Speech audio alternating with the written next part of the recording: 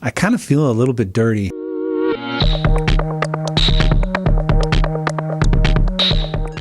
What is up, my brethren? This is Heckle TV. I am Jarvis Black. Thank you for coming back. Hello, boys and girls. Antwon and Cynthia Mans had to go to court recently to prove that they did not violate the gag order. Typically a legal order by a court or government, restricting information or comment from being made public or passed on to any unauthorized third party. There's a blog called Justice for Natalia Grace. Evidently, the Mans were accused of providing information to this blog, and they had to go to court to squash the notion that they provided them information. I'm innocent. I'm an angel. I'm a saint.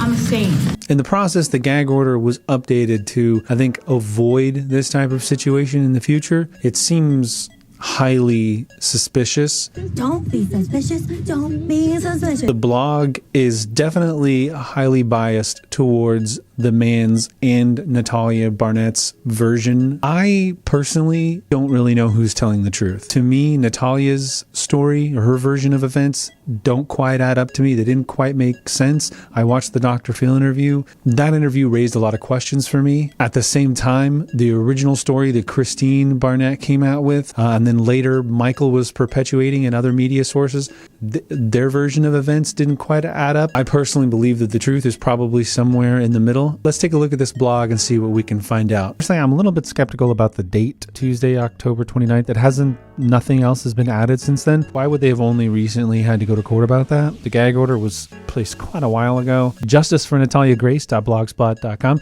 Got a good old classic, got a 2003 vibe going on. Little .blogspot. Okay, well, Justice for NataliaGrace.com is available. So they could have got a custom URL. They didn't have to do Blogger. A timeline of events. This is real.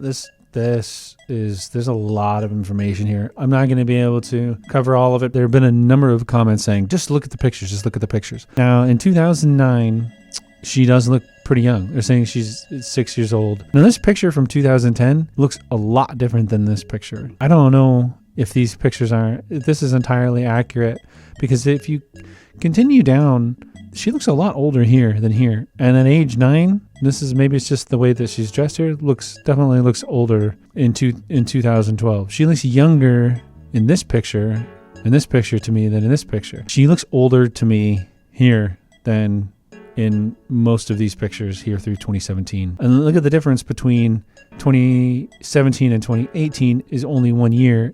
She looks 10 years older. I guess my point is I don't know how much you can really discern from just looking at pictures. How old are you, McLovin? Old enough. This disclaimer was interesting because this is dated. That's why I was saying I was skeptical about the date, October 29, 2019, because this disclaimer is here. The Mans just had to go to court. So to me, I would be under the impression that this was added after. We do not personally know any of the parties involved, nor have any of the involved parties provide us with photos, documents, etc. All content was found on social media. Basically, they're saying that nobody provided them data. When this case concludes, this blog will be unpublished, so they're going to take it down. The blog will be unpublished, but will remain in our own files in the event Natalia or the Mans need the information for any future legal proceedings. And it also specifically states that Natalia is and always been a minor who deserves her privacy, yet the whole thing starts off with pictures of her at various ages. Why are they publishing that information then? To me, that seems like you're trying to do what Christine and Michael did, or what Christine and Michael were accused of doing, that they're trying to sway potential jurors. The information that they put out in the public is going to influence, a potential jury. All of your evidence can just be provided to the legal team. It doesn't need to be made public, right? Because then you have idiots like me with YouTube channels that are making videos about it. It just seems hypocritical. Something seems suspect here. Now, this is what Christine and Michael came out and said, and this is how I found out about the story of Christine talking to Daily Mail. Christine said Natalia put bleach in Christine's coffee. Natalia put Windex in Christine's coffee. Yeah, that was one thing that I brought up in my videos that didn't add up to me, is that it was always something different. And as I recall, Natalia herself said that it was Pine Sol or lemon pledge or something like that. Something that was used to polish wood. So I think Pine Sol was probably more accurate. Natalia was on Dr. Phil, seemed to back up Michael's version of events versus Christine's, that it was lemon pledge, that she didn't actually put it in her coffee. Christine said she saw Natalia attack a baby boy on a baby monitor. I don't remember that specifically. Natalia was jumping out of moving cars. I remember her making that claim. Dragged Christine into an electric fence. Now, I recall her saying she tried to drag her into an electric fence or tried to push her into an electric fence. Something along those lines. But again, that didn't really add up. And you've got somebody with dwarfism that's clearly has some sort of disability because of it, from my understanding. How are they going to drag you into an electric fence or even push you into it? Came after Christine with a butcher knife, diagnosed as a psychopath and sociopath. Now, that I do recall for certain, them claiming that, and I called them saying they had the paperwork to back that up. Now, I haven't seen that paperwork, and I don't know if anyone has. Natalia was hearing voices, and Natalia had schizophrenia. I don't remember them saying she had schizophrenia or that was diagnosed with schizophrenia, and I could be totally remembering things incorrectly, but I don't remember schizophrenia. Smearing bodily fluids on the walls, yes. Stood over them holding sharp objects when they were sleeping. I remember them saying that. Told them she was trying to kill them. I remember that. Would make statements, drawing pictures saying she wanted to kill family members, roll them up in a blanket, put them in the backyard. I remember that. Put clear thumbtacks on their stairs. I don't remember Christine making that claim. I remember their son's homework, into the highway, them run out and get hit by a car. Okay, I remember Michael saying something about that. Yeah. Had pubic hair. Yes, they both said that. Menstrual cycle, and hid the clothing in closet and or trash. Yes, I remember them making that claim. Claim they had a person speak Ukrainian to Natalia. Oh, yes. I see. So this is Michael and Christine. I do not recall Christine saying that. Michael said that in an interview. So, zero evidence. There is zero evidence that they had any impact. Yeah, I don't know that there's been zero evidence. They had medical reports from the examinations that they had. In the rest of it, I've had a lot of questions about that as well. Why has there been no evidence of really anything? And there's been a lot of comments in my videos about that. It seems like there should have been there could have easily been definitive evidence provided on either side to clear this up. Did they file police reports? Did they press charges against her? Did they file a restraining order against her? Did they file a lawsuit? Blah blah blah. Yeah, I wondered that too. A lot of people commented, why haven't they gone back to that agency? You know, was the agency shady? And to me, there's a lot of questions about that. Based on what Natalia said to Dr. Phil, she specifically, mentioned that she had been with a lot of different families. She specifically mentioned an incident with another family where the adoptive family thought that she had attacked their son and was trying to hurt him, trying to break his arm or something like that. Natalia said that to Dr. Phil. And so they kind of backed up some of what has been said about her history, or maybe having possibly some violent tendencies. And that's why I think it's definitely possible that there's some truth in the middle. Sounds familiar because of the plot of the movie The Orphan. A lot of people commented that that's a common theme. I mean, this blog is definitely a smear campaign against Christine and Michael Barnett, and I gotta say, a lot of their story doesn't add up. Seems suspicious. People involved. It links to everybody's social media. Yeah, this is real private. You're really doing a good job keeping. Why does this link to an Imager account? With just pictures of her that were provided to Daily Mail. That's not real evidence of anything. How do you know that for certain is her mother? So there's certain parents that are listed. Natalia said she was with 30 different families. That's always been a big question to me. Why was she with so many different families? And there were other families that clearly thought that she was up to no good. To me, that seems suspicious as well. Additional people involved. There's just a bunch of links to social media accounts. They have Christina and Michael's marriage license on here. Okay, Natalia admitted to an orphanage. I read some comments about people who said that and I talked about this in a previous video, who said that they had adopted a child from the Ukraine, and that a lot of the birth certificate information is not reliable with kids in these orphanages, that they fabricate documents and that they will line them up and they'll just categorize them as a certain age based on how they look. And as we already talked about, you can't really tell how old somebody is by their look. Now, I don't know if that's exactly what happened here. That's, one of those hearsay things. So I don't know if that's 100% true or not. Jesus, They've got like their previous court cases. Now she's either 6 years old according to her birth certificate, or she's 20 years old according to the Barnett's adjusted Indiana birth certificate. How old is this other kid in this picture? Because Natalia looks a lot older in these pictures. She looks older in these pictures, some of these pictures to me. She looks way younger in this picture than in these other ones. Okay, so, and this is when she was adopted. To one of the exams, approximately 8 years old. A little bit older than what she would have been at that time. Somebody else left a comment who said that they're familiar with these bone density tests, and it's really difficult to tell an age from those tests from what they had said. I don't know that much about them, so I don't know how accurate they are or not. Why are they putting Jacob Barnett's information in here? It's not necessary. It has nothing to do with this. Jacob Barnett. I like how they've been very specific about all the dates, and then they're just 2011, 2012. And it's just really generic when it's convenient. Michael Barnett buys a yellow Corvette. What the hell does that have to do with anything? He's definitely guilty then. This is literally a smear campaign against the Barnetts, and maybe they deserve it, maybe they don't. You know who doesn't deserve it? Is Jacob Barnett. But they just keep looping in information about him. This is interesting. December 15th, 2011, Warner Brothers buys the rights to Christine Barnett's memoir. And I watched a video promotion about that book and all that, and God, boy, I can't remember the name of it. I did a video on it and I talked about it. Warner Brothers buys the rights, so they bought the right, possibly to like make a movie or something. And here's what I don't understand. Christine and Michael had already been in the news a lot because of Jacob and because of him being a genius, basically. They had a lot on the line for them to just completely fabricate that Natalia Barnett is an adult when she's really a child, put her in her apartment, and just, that's a really, really sinister crime.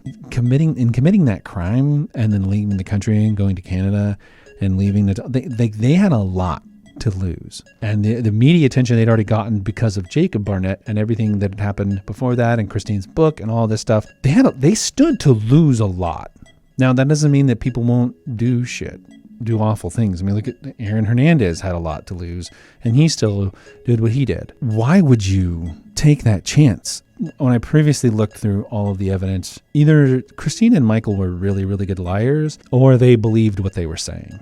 I think that Christine and Michael believe what they're saying. Website brought up, why didn't they file charges and whatever. It seems to me like they actually cared about Natalia. They tried to take care of her still, like even though they had left and moved away. They didn't like lose contact with her. They were like emailing constantly. She helped get her enrolled in that school. And I mean, I think they believe their version of the events to be true, or at least mostly true. They said Natalia was 8 years old in 2011. So which is it? Is she 8 in 2012 or 8 in 2011? They're not even keeping their timeline straight. So this is interesting. This talks about their doctors and saying, in reality, by changing her age to that of an adult, the Barnetts denied Natalia access to much more. She was an 8-year-old little girl in 2nd or 3rd grade, and as a result, she's now denied proper education. She's now denied all the surgeries she needed as a growing minor, which made her condition much worse and daily life painful. So this will be, I'm assuming this would be part of the case, right? What the prosecution is saying is neglect. As an adult, she can now vote in elections, apply for driver's license, buy a gun, buy cigarettes, alcohol, gamble, get married. And if she committed a crime, she'd be tried as an adult. Well, yeah, no shit. They're saying she's an adult, but I like how they specifically list this. This is so like emotionally manipulative. They say all this stuff because it evokes fear and it evokes emotional response from the reader. Drivers apply for a driver's license, a gun, because they're making you picture Natalia as an 8-year-old child driving a car, buying a gun, smoking cigarettes, drinking, going to the casino, playing craps. If she screws up in any way, she'll be tried as an adult and be in prison with a bunch of hardened criminals. This stuff is just, this is what annoys me when people don't present facts and they just spout emotional shit to try to manipulate you. I hate that. It might be true, and Christina and Michael might be pieces of shit. Definitely possible. Like, let's just list out every hypothetical scenario. The minors get a hold of guns. Minors buy cigarettes. Minors drive cars. Minors drink alcohol. Minors gamble. Minors even get married in some cases where they lie and do that shit. Minors also commit crimes and get tried as an adults. Additionally, Michael Barnett said he and his wife would check on Natalia twice a week. Michael Barnett says Natalia lived in an apartment for a year on her own. Yeah, I think everybody said that. I don't think it was just them. I remember her talking about this. So this is what Natalia had to say about her time in the apartment. I was 8 years old, almost 9. My landlord would take me to the gas station, get little things that I needed. This is what she told Dr. Phil, I'm pretty sure is where this quote's coming from.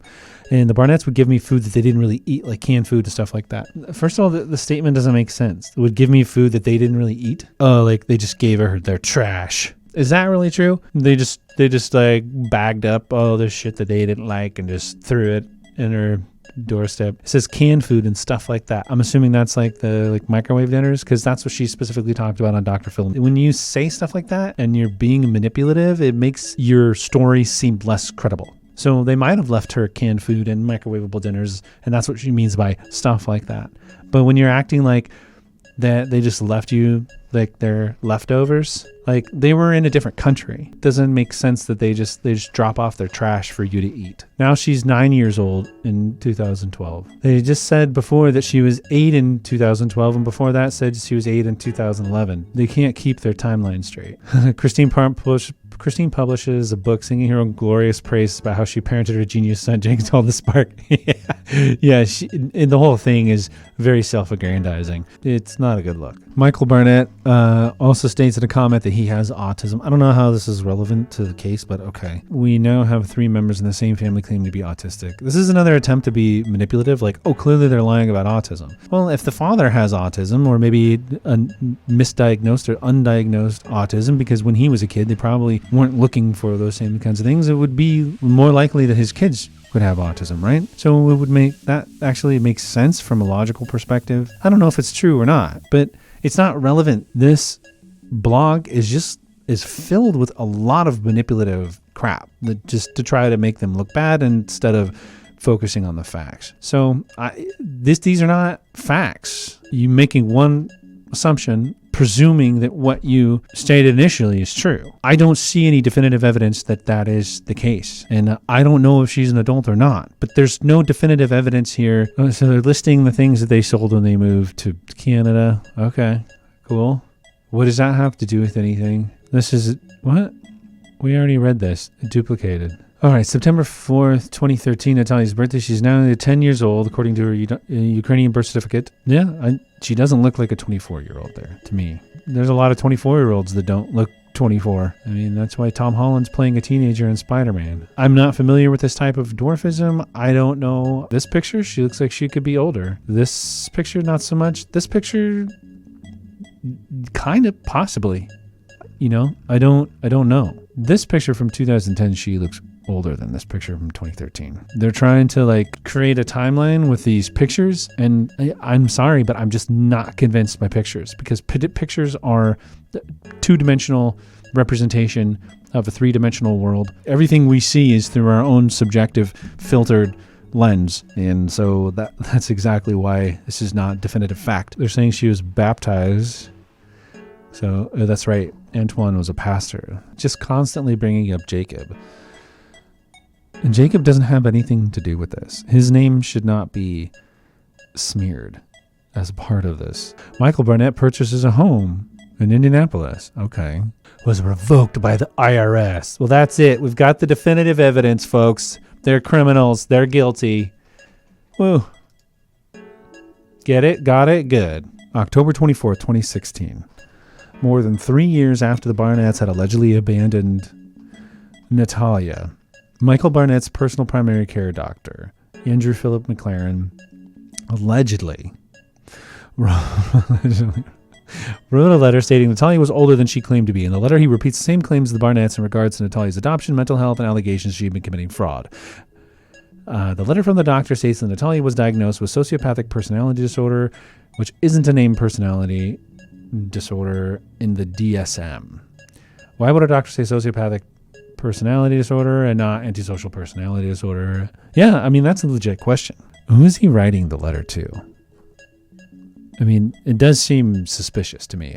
Unfortunately, determination of her true age has been difficult. Records provided by officials of her native country, Ukraine, are grossly incomplete. Also, because she has the type of dwarfism, conventional methods of determining age are not useful. She has been seen by an orthopedist and an endocrinologist. Neither specialist was able to help substantiate the age assessment. Over time, it has become increasingly apparent that this patient is substantially older than she claimed to be. She was seen at a dentist in 2011 who described her dentition as an adult. Neuropsychology evaluation in 2011 described her as a fully grown with secondary sex characteristics. This signifies, I can't talk, adult sexual development. During an inpatient psychiatric hospitalization in 2012, it was stated that she was at least 14 years of age. A normal menstrual cycle was documented during that hospitalization. She was also diagnosed at that time with sociopathic personality disorder. That's what they're talking about. This doctor is his personal doctor, right? So maybe he's not a psychiatrist. So maybe he didn't know the terminology in terms of how to reference it. I mean, that's definitely possible. Which usually does not appear until at least 16 years of age, although he's writing this letter acting like saying that this is like a diagnosis. You should probably know what you're talking about. Around the time she had began admitting she was over 18, this was about 5 years ago.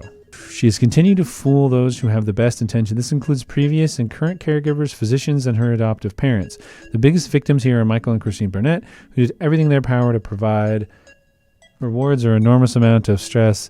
See, this is all subjective, emotionally manipulative shit too, and I don't like that. Just state the facts. It is my understanding that blank is once again claiming to be a child. This behavior is counterproductive to everyone involved and will disrupt the lives of those lives she infiltrates. See, that's another like loaded word, infiltrate. I don't know. This seems pretty manipulative as well, but if all of this stuff is true, this is from a doctor, at least the stuff up here, and maybe the doctor's frustrated because they had figured this stuff out, and maybe that frustration is coming out in this emotional manipulation phrasing. I don't know. 2017. She's now either 14 years old, according to her Ukrainian birth certificate, or she's 28 years old, according to the Barnett's adjusted birth certificate. She looks like she could definitely be older there. I don't know. Natalia posts Halloween video on YouTube. Hey guys, it's Greg, and today is Halloween. Dude, why are you doing that? I'm vlogging here. Hey guys, I know I said I was going to do my face, but I'm doing so sorry guys. I'll be back again. I can't definitively tell you that that's a kid or an adult. I mean, did you guys watch Love is Blind? I mean, Jessica was acting like a teenager on that show. And then Mark, who's 10 years younger than her, seemed like he was like in his 40s. I was like, I just want to settle down and have kids, man. My point is I don't know. I can't tell anything definitive about that. There's still no facts here. Here again. So, and this is an important point because I've talked about this on previous videos about this. They weren't willing to make any changes. And there were 2 court cases about her age. And both of them, the first one determined that she was, significantly older than she said she was. And the second court case didn't change anything. That, to me, holds weight. This being reviewed in court twice, and then the second time them upholding the original decision to change her age, I don't know. I'm really getting a sick feeling in my stomach that they're constantly bringing up Jacob's achievements as though it feels manipulative in the sense of like they're saying, look at how they supported this other kid and they didn't support Natalia, and maybe I'm just reading too much into it, but that's how it feels. It's like Natalia is growing up during this time, and look at how great Jacob's doing because he has supportive parents, and like, why are they listing all of Jacob's stuff on here? It has nothing to do with Natalia. And that's the end of the blog. So that was pretty interesting. I kind of feel a little bit dirty after reading all of that. One, I think there was a lot of information that shouldn't have been included in the blog about the other children that weren't a part of this. If Natalia is still a child, she's going to be impacted and currently is impacted by this case and probably will be for the rest of her life. There's no need to drag other kids through the mud. And there was a lot of that blog that was dedicated to Jacob. To me, it was unnecessary. I came away from that blog feeling like it was very emotionally manipulative. I don't know if what they were saying was true or not, but I didn't see any new facts really, or any hard evidence one way or another. Both sides that I've seen have, you've got a Ukrainian birth certificate paperwork. Well, the Barnetts have 2 different court cases and a statement from a doctor saying that this person is an adult. I'll be really interested to see what more comes out of this during the trial. Is there additional evidence that we haven't seen yet? All right, that's where I'm going to end today's video. If you like what I'm doing here, please subscribe, hit the bell for notifications. If you like this video, if you enjoyed it, if you had a good time, if you'd want to tell your mom about it, hit that like button. You definitely want to do that. Share it with your friends. Thank you for taking the time out. There's a lot of other things that you could be doing. You could be reading the new article about some virus or something like that. I don't know. But I'm glad that you were here. I'm glad to spend this time with you. And I'll talk to you soon. Yeah. This is the end of the video. Like and subscribe.